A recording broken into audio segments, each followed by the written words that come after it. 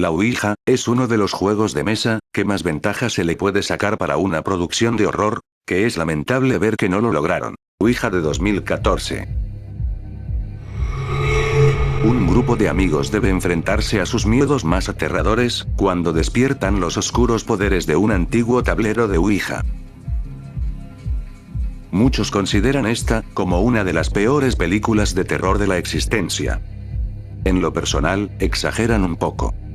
Sí es mala, pero no tanto para darle un título como ese, tomando en cuenta que existen más producciones que le quitan el puesto con facilidad. Para que entiendas, la película terminó siendo un proyecto bastante estándar. Al comienzo, la historia ocurre de manera fluida en la narrativa. Se establecen los elementos suficientes para que tenga sentido la presencia de los personajes.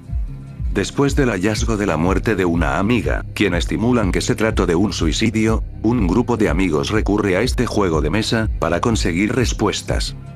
Solo para iniciar una pesadilla espectral. Justo cuando inician el juego, la dirección comete la mala idea de ejecutar varios conceptos que no van de la mano con el juego de mesa. Me explico. Existen múltiples casos acerca de este juego, y si has conocido las historias a profundidad, notarás que la mayoría de estos casos, el juego provoca sucesos paranormales, y que casi nunca muere gente. Los involucrados buscan la manera de llevar a los espíritus de vuelta al otro mundo. Haz de cuenta que se tratase de una historia del Conjuro. En esta película, el juego se ejecuta como un modo de supervivencia mortal, pues los personajes van muriendo poco a poco, hasta quedar dos, o ningún miembro del grupo. El tablero se escribió como un personaje en esta historia, y a pesar de ser el responsable de todo lo que pasa, es ilógico que se tenga que contar como una persona más. Los personajes terminan siendo bastante serios en esta historia. Algo no muy común tratándose de este género. Sus personalidades desaparecen a la hora del juego, al punto de que rápidamente, su único propósito es ser parte de la lista de asesinatos. A pesar de eso, el elenco ofrece la mayor parte de la película, interpretaciones sólidas que pierden encanto lentamente. Esto no se puede considerar culpa de ellos, porque es obvio que ellos solo seguían órdenes. Por otro lado, la dirección decide ejecutar varios elementos de la película como apta para todo público. Se pueden ver muy pocas escenas que se ejecutan bien para generar un susto al espectador, pero el resto solo es para dar un bostezo potente. El maquillaje y efectos especiales de las entidades son otro ejemplo de que se ejecutaron para todo público, ya que lucen bastante simples para creer que son creíbles ante los ojos de un adulto. No solo eso, debido al contraste de la cámara y los escenarios casi completamente oscuros, es difícil ver estos detalles, a menos de que satures el brillo. A un niño le dará pavor ver esta película. Pero para nosotros, es una historia más del montón mal ejecutada, donde el juego de mesa no se ejecutó como se debía, terminando en ser una oportunidad fallida. Aún así, desde mi punto de vista, esta película será mala, pero no tan mala a comparación de otras producciones que utilizan al juego. Es de esas películas que sirven para pasar el rato, o para burlarse de los errores que cometió. Este último punto, funciona mejor si la ves con tus amigos. Y a pesar de que terminó siendo una mala película, esta tuvo una buena recaudación, lo suficiente para crear una entrega, Ouija el origen del mal, que a comparación de esta, sí tuvo una mejor ejecución narrativa, al juego de mesa.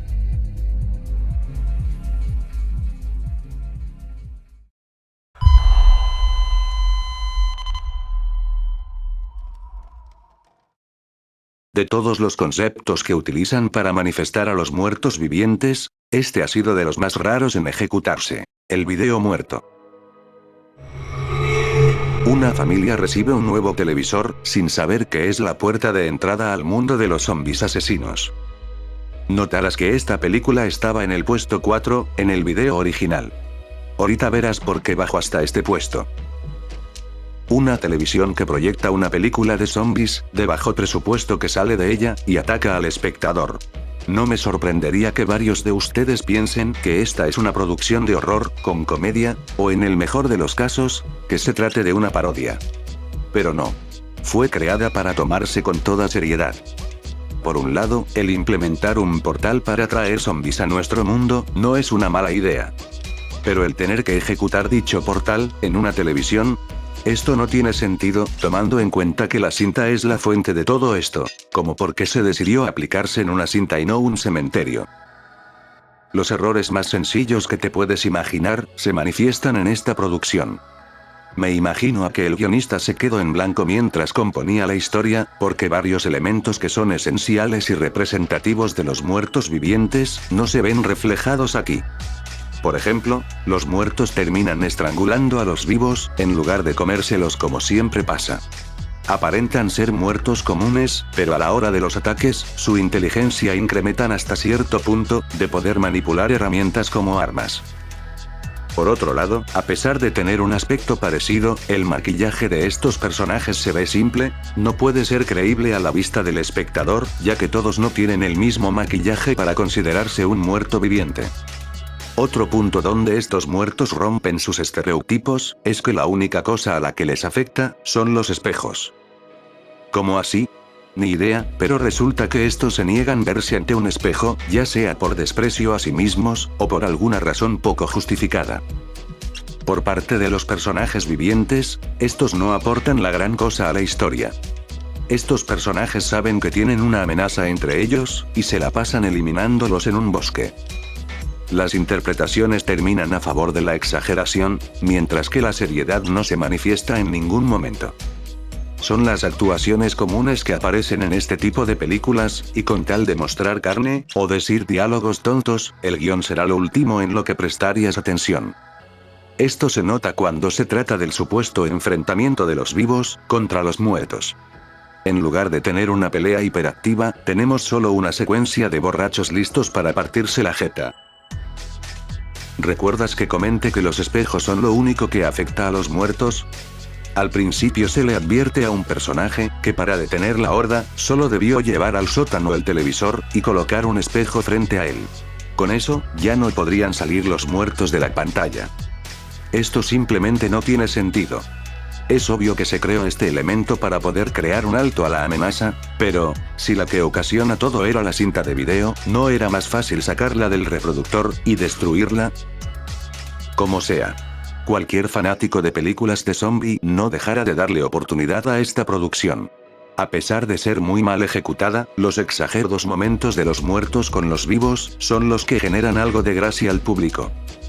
Y vista desde ese punto, sería lo único que le daría beneficio en darle oportunidad de esta producción, sin tener que tomarle seriedad a su premisa.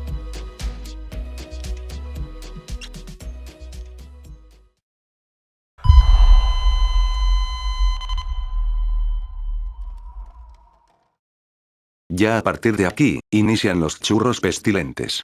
Y como nunca falta, los tiburones se la rifan en eso. Tiburones de arena. Los habitantes de un pequeño pueblo, se unen para matar a un grupo de tiburones evolucionados, que pueden nadar en la arena, y están aterrorizando las playas locales. Pobres tiburones, nunca les es suficiente. El título bastó para confirmar que lo que verías en esta producción, sería una completa porquería. Obviamente fue creada para causar risa, pero el concepto es tan malo, que es difícil que logre sacar siquiera una sonrisa. Yendo directo, no existe un cochino indicio de que explique cómo fue que los tiburones pudieran evolucionar, a saber que les vieron cara de graboides o yo que sé, para que de la nada sean animales que pueden estar vivos fuera del agua, y peor, que tengan la capacidad de nadar como si nada debajo de la arena. O si se topan con una zona donde no tienen arena, y está una cueva en su lugar, los tiburones flotarán para la superficie o que fregados. Es más fácil que un chimuelo coma elote, a que encontrarle lógica a esta producción. Como muchas películas del montón, los personajes están compuestos de la forma cliché, que solo tienen dos motivos: mostrar chichi, o ser devorados por un tiburón. Durante toda la película, estarán cometiendo los grandes errores que no deben realizarse en este género, pero sí, en las comedias y parodias.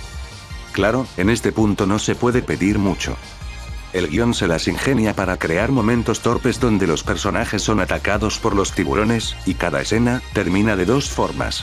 Logran escapar, o son comidos. Hablando de comer, las escenas de los ataques, donde se reflejan más los aspectos de los tiburones, no le hubieran caído mal un poco de nitidez. Como las escenas están grabadas al aire libre, en una zona despejada, se pueden notar los efectos CGI de los animales. Puedes ver por cuenta propia, dónde empieza el corte de la pantalla verde, y dónde empieza el escenario sólido. Algunos dirán que está justificado por el bajo presupuesto, pero a decir verdad, no aplica esto cuando parte del tiburón tiene buena calidad, mientras que su otra parte luzca pobre. En esto último, la sangre también sale perjudicada varias veces.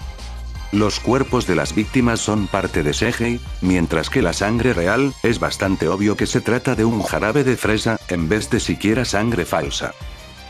Varios chistes que implementan en las escenas, no logran hacer el impacto de comedia que desde un principio ofrecen. Como la edición y el guión están mal ejecutados, estos momentos en lugar de dar risa, vienen siendo momentos aburridos, semipenosos. Tratándose de este tipo de películas, no hace falta hablar más al respecto. Conoces todos los elementos que componen a esta producción de poco valor, sin necesidad de conocer más sobre ella. Ya te la sabes, para disfrutar del ataque de un tiburón, es mejor que veas este peliculón.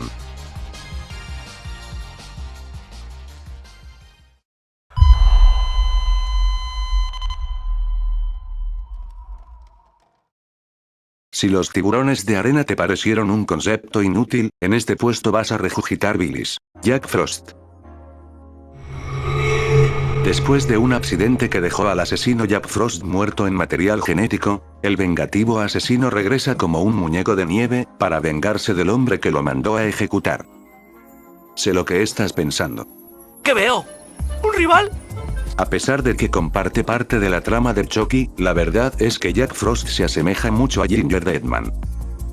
Usan la misma rutina de apertura donde el antagonista es perseguido y eliminado por la policía, y al morir, su alma es transferida a un objeto inanimado, en este caso, un muñeco de nieve.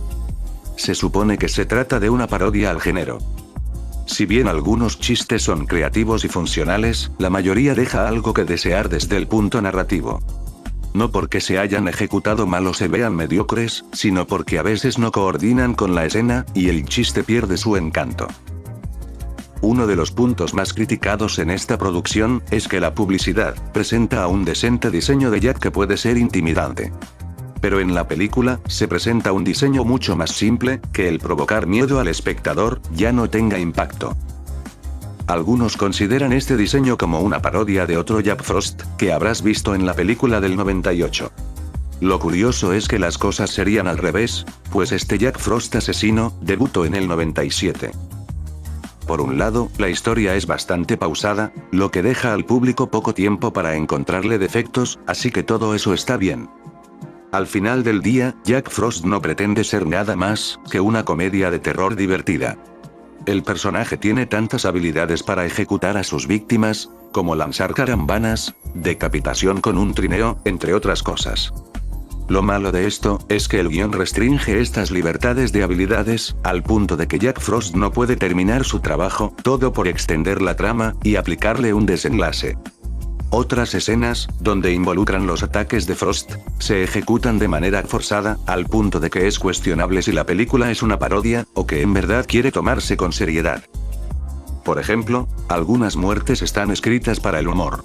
Mientras que otras, las ejecutan con total seriedad al género de horror, que establece un desequilibrio a la atmósfera de la película.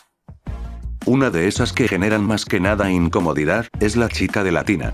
No sabes si la está matando, o se la está almorzando, pero está claro que está realizando ambas cosas. Si no crees, ¿dónde está la zanahoria?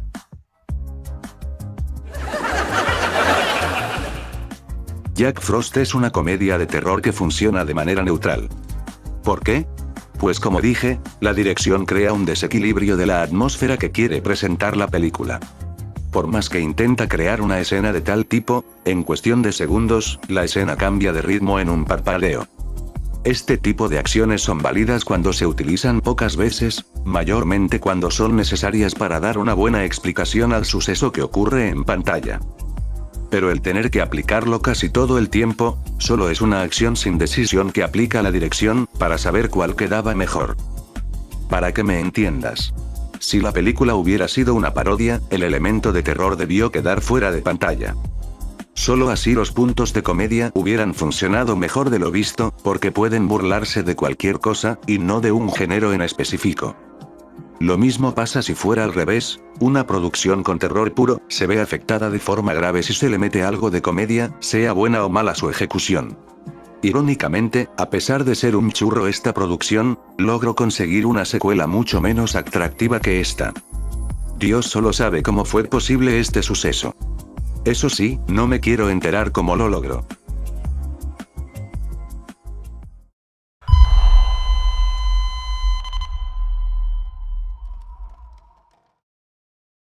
Nunca me había dolido tanto, que una película que le tenía altas expectativas, no solo fracasara, sino que también matara la franquicia.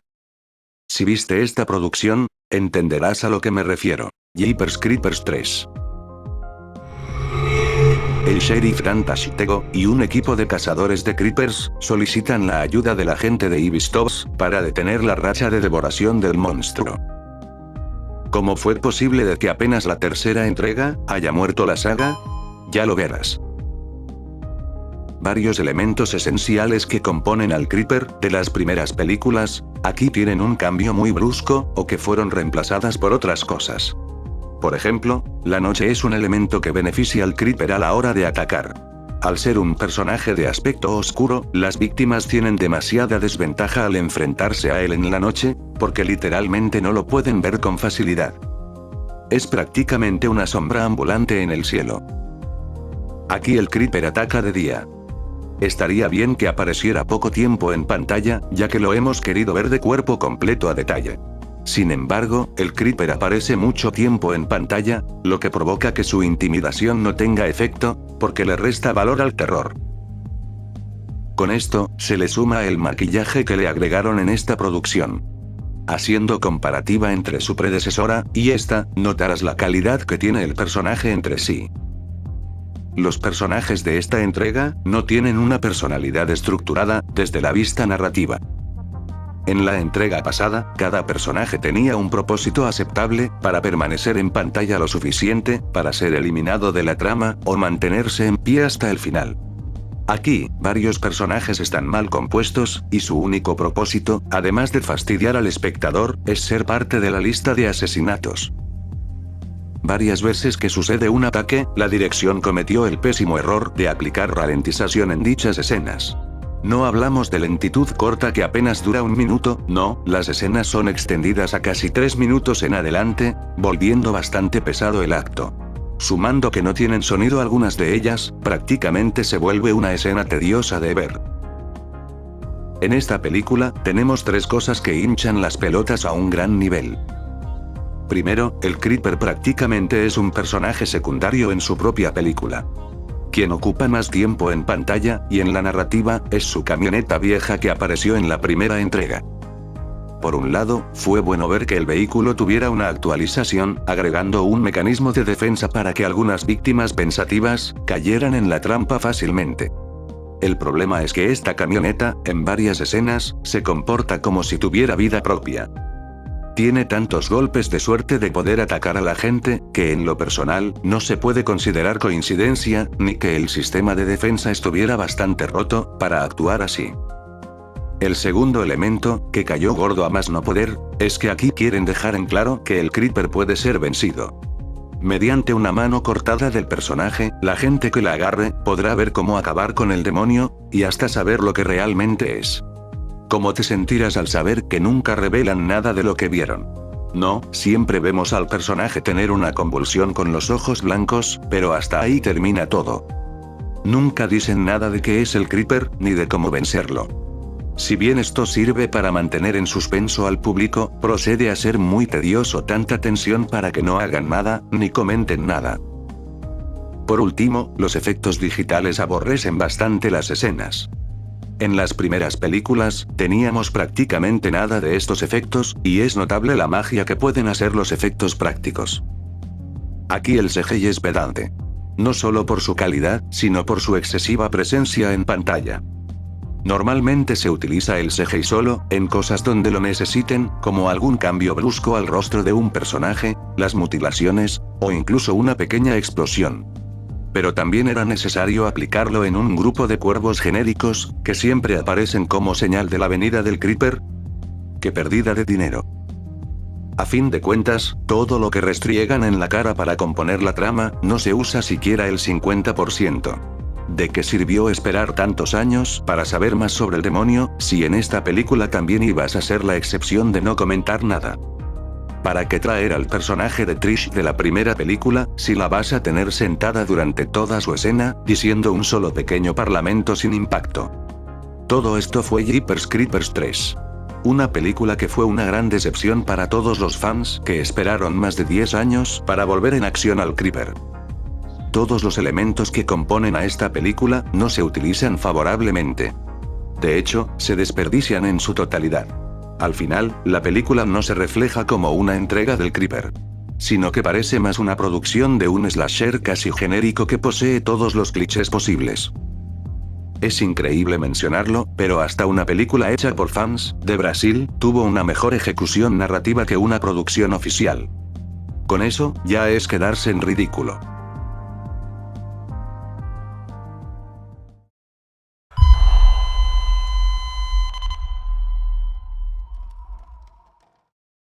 Parece que alguien se tomó como reto esa frase que dice: la comida chatarra puede matarte. Lo malo es que la utilizo de forma bastante loca. El ataque de las donas asesinas. Un accidente químico convierte a unas donas comunes en asesinos sedientos de sangre. Y yo pensando que estaban fumados los de Yugi, al crear una carta de una dona con semejantes dientes. Sé que esto es una parodia, pero es de esas parodias que difícilmente puedan funcionar. Para que me entiendas. Haciendo comparativa, esta película no le llega a los talones a lo que fue el ataque de los tomates asesinos. Con los tomates, se sometían gran parte de la película en conservar el humor que querían presentar, manteniendo el equilibrio con escenas que se apegaran de acuerdo con la narrativa. En cambio las donas, las situaciones van cambiando cada vez que éstas aparecen, y en lugar de mantener un orden específico, todo sale de control y los momentos que debieron ser graciosos, pasan sin pena ni gloria. Otro ejemplo, los tomates poseen variedad de apariencias, que a su conveniencia, se utilizan para componer la escena. Ya sea para poca gracia, o mucha gracia. Incluso algunos de ellos, tienen rostros un poco exagerados, para que sea más efectivo burlarse de ellos. Mientras que las donas... Ya en serio, ¿quién se copió a quién? No niego que la manera que cobran vida las donas, sea divertida por lo ilógica que es la situación. Pero hasta ahí, es lo único bueno que tendría la producción. Esto se debe a, principalmente, que la dirección no se decide qué mostrar en pantalla en primer lugar. Cada rato están cambiando las cosas una y otra vez, que en los momentos más culminantes de la trama, ya no tenga sentido lo que está pasando. A esto se suman las actuaciones poco interesantes del elenco. Sabemos que en casos de parodias, no se exige un buen elenco, o una participación extraordinaria. Pero al menos sí se pide que los miembros del elenco, tengan la suficiente imaginación para hacer parecer real la escena que está filmando. No tiene chiste que esté realizando una acción, frente a una situación completamente diferente. Gracias a la dirección, esto no te perjudica, porque sabes qué pasará, y cómo terminará todo. Los ataques y bajas de las donas, son muy creativos. Básicamente solo se comportan como vampiros, que quieren un poco de sangre, y se la pasan mordiendo a cualquiera que tenga cuello. Para ser una parodia, Las donas asesinas se queda corto incluso con su título. Tiene algunos puntos buenos, que solo se ven perjudicados por culpa del guión. Su historia no establece algo de comedia fluida, o incluso comedia rara que le gusta a cierto grupo de personas. Irónico que lo diga, pero es más preferible ver los tomates asesinos, en lugar de este intento fallido de comida viviente. Anda mejor a jugar con su carta que tiene un pésimo efecto. Mínimo a ella la puedes sacrificar para que ya no te estorbe.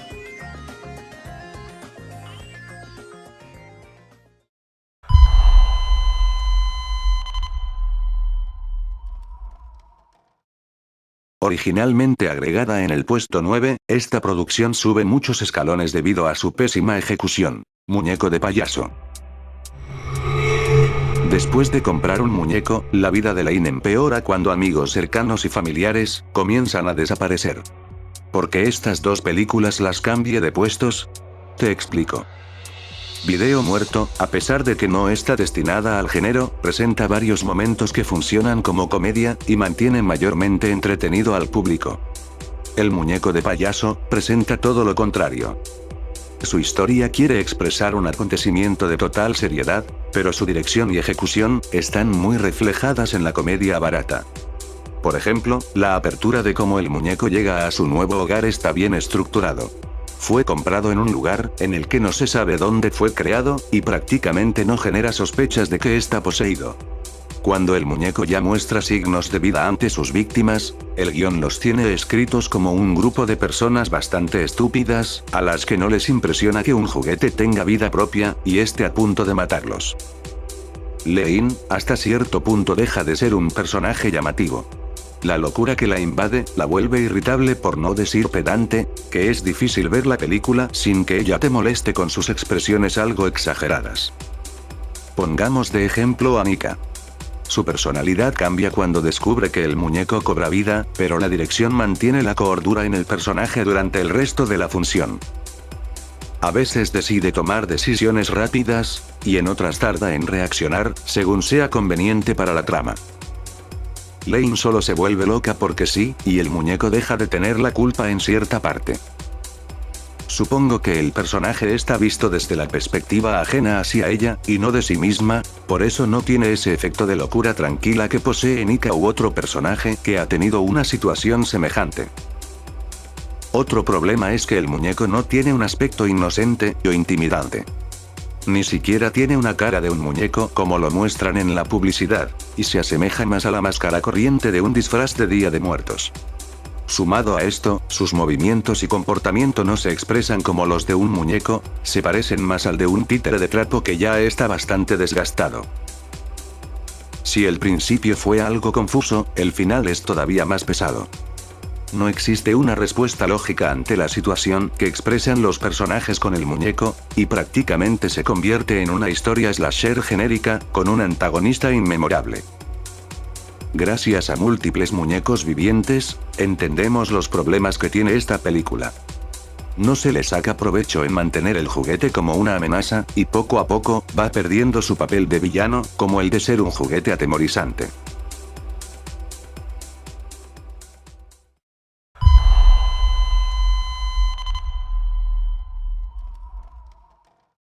Nunca en mi vida me hubiera imaginado que los siguientes puestos implementarían conceptos muy fumados que de algún modo fueron aprobados. En este escalón, el afectado fue un gato, sin invitación. Un gato infectado con un virus genético se escapa de un laboratorio. El felino mutante se lanza a matar, y se encuentra a bordo de un yate de un turbio hombre de negocios, que ha invitado a un grupo de jóvenes a pasar el rato. Este título es engañoso. Su premisa quiere ofrecer terror puro. Pero el guión establece tantos géneros en una sola mezcla, al punto de esparcir todo sin analizarlo. Por ejemplo, el principio se siente más como suspenso, por la supervivencia del gato a no ser capturado. Cuando este ya se encuentra en el yate, la película gira al género del horror, y a veces a la comedia. La manera en la que la gente se reúne para tomarse un descanso, e irse de vacaciones a un yate, se escribió de manera forzada. Prácticamente no tiene sentido como algunas personas tuvieron un propósito para estar presentes, y como otros solo aparecen no más porque sí. Una vez que comienza el juego, varias cosas se reflejan negativamente hacia el género de horror. Los personajes no tienen nada de carisma, inteligencia, ni personalidad. Son los mismos que aparecen en las películas de género slasher, y se comportan igual cuando son atacados por el antagonista. En este punto, la película no se siente como terror puro, ni de un subgénero del ataque de una criatura desconocida, así que el brillo se pierde rápidamente. Me sorprendió ver a George Kennedy en esta producción. No se sabe por qué decidió participar en esta premisa mediocre, y como fue de esperar, terminó arrepintiéndose de haber estado involucrado en ella. Otro engaño que la película expresó, es el mismo antagonista. Se suponía que se trataba de un gato genéticamente modificado, por lo que esperarías a una especie de gato que atacaría con alguna habilidad, como superfuerza, transformación a una criatura más temible, o incluso poderes al estilo psíquico. Sin embargo, el gato es solo un chivo expiatorio en esta historia. El verdadero antagonista viene dentro de este gato. Resulta que cuando se siente amenazado o molesto, este gato regurgita desde su hocico una especie de rata murciélago que está dentro de él, para que esta criatura sea la verdadera responsable de los ataques y asesinatos ocurridos en el yate. No se emocionen, los efectos están tan cutres, que es fácil notar cómo el gato se convierte en una botarga cuando saca a la criatura, que casualmente, es el doble de grande que él. Hasta da más miedo la botarga cuando sonríe. Se parece al gato loco de Alicia. Lo mismo pasaría con los efectos de la sangre y mutilaciones, se ven tan corrientes, que es fácil notar cuando empeñaron el tiempo suficiente para ver los cuerpos creíbles, y cuáles se ven demasiado pinches. Así como empieza sin coherencia la película, acaba en el mismo nivel. O sea, no se entiende cómo fue posible que tuviera un final que no conecta con la escena en sí. El que una criatura desconocida ataque en un yate, no me parece mala idea. Pero implementarla bajo el comodín de un gato que escapó de un laboratorio, simplemente no puede ser creíble el propósito. Era mucho más fácil expresar que la criatura no tenía un señuelo, y tal como pasa, simplemente escapa de la ciencia, y emprende su matanza. Sí está claro que la ciencia no sabe cómo cuidar sus experimentos.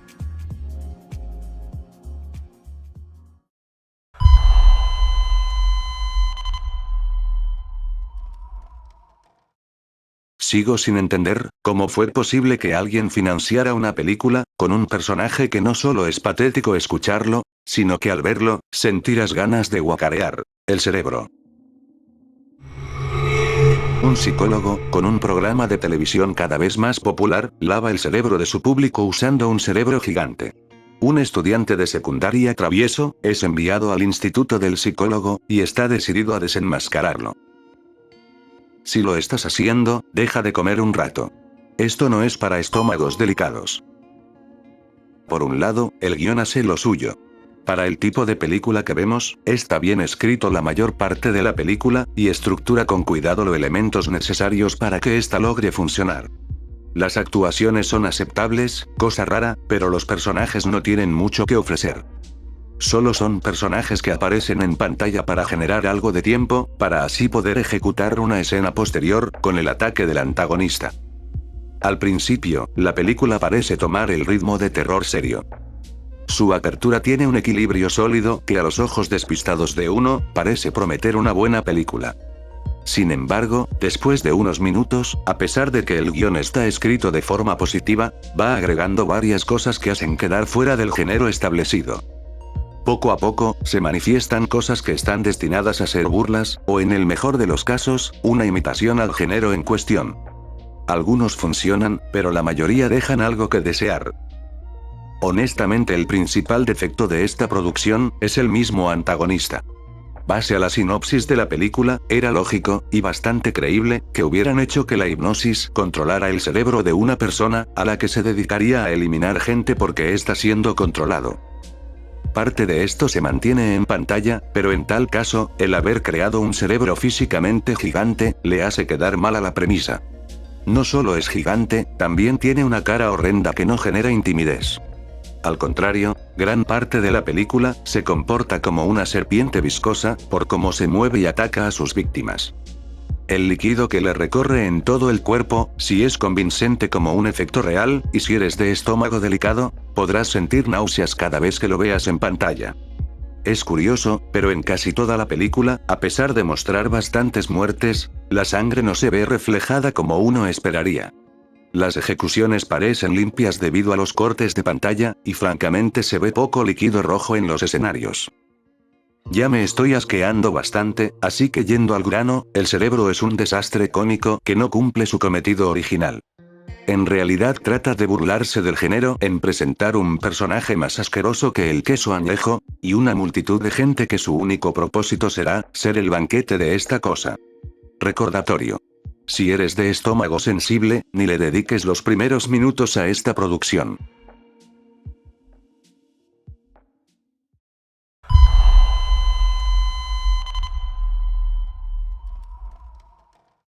De todo lo ya visto en este capítulo, ¿qué fue lo que logró quedarse con el trono, como la peor idea para una peli de terror? La tradición sigue en pie, y otra vez un objeto inanimado resultó ser la ganadora. Damas y caballeros, con ustedes, la cama de la muerte. Una cama poseída por un espíritu demoníaco, consume vivos a sus usuarios. Uno pensaría que se trata de una broma, pero no, fue creada para tomársela en serio. Desde un principio, la película ofrece una premisa muy extraña y confusa. Un demonio se enamora de una doncella, y asume forma humana para hacerle el amor. Ella muere como resultado de esta unión sobrenatural, y el demonio, afligido, llora lágrimas de sangre sobre su lecho carnal. La sangre es absorbida, otorgando a la cama una existencia animada y depredadora. A través de los siglos, cualquiera que tenga la mala suerte de descansar en dicha cama, morirá al ser devorado por ella. La pequeña historia de romance entre un demonio y una humana, no ha sido una mala idea de implementar.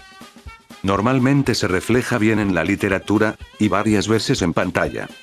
Aquí no es la excepción, pero el tener que darle vida a una cama, a base de lágrimas de sangre, sí se siente bastante loco para tomarlo como una buena idea. En fin, el chiste es que el origen de que la cama cobre vida, no se siente ni original, ni llamativo para usarlo en una película. Presenta personajes sin carisma que, de forma lógica, carecen de inteligencia, y lo único que buscan, es un poco de diversión.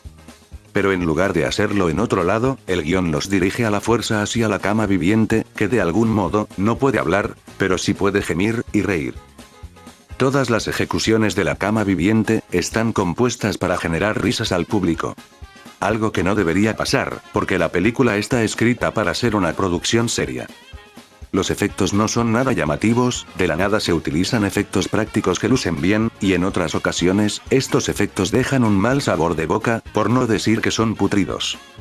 La dirección no implementa un cambio significativo a su premisa, y mejor repite una y otra vez lo que le funcionó al principio.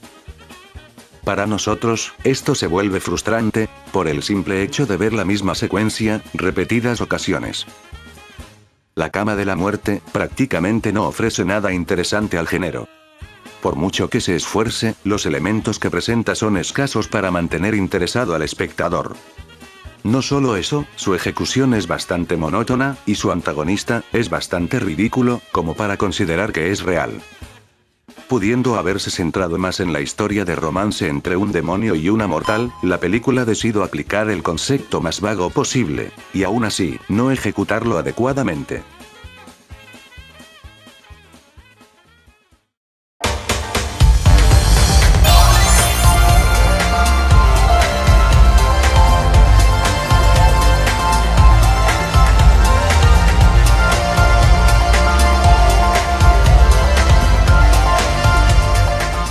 Antes de que te vayas, si te gusta esta saga de vídeos, y quieres más secuelas en el futuro, por favor apoya cada uno de ellos, tanto los originales, como los remasterizados y recreados.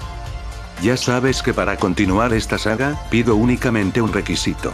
En el capítulo más reciente, solicito la cantidad de 50 likes, para dar luz verde a una nueva secuela. Además, si conoces de una película que merece formar parte de esta saga, puedes mencionarla en los comentarios, y si llega a aparecer en una futura entrega, serás acreditado por tu contribución. Has llegado al final del capítulo, de antemano te agradezco por llegar hasta aquí. Sin más que decir, Andy Master 1988 les desea dulces pesadillas a todos ustedes, y me despido, no sin antes recordarles una cosa. Esta saga continuará.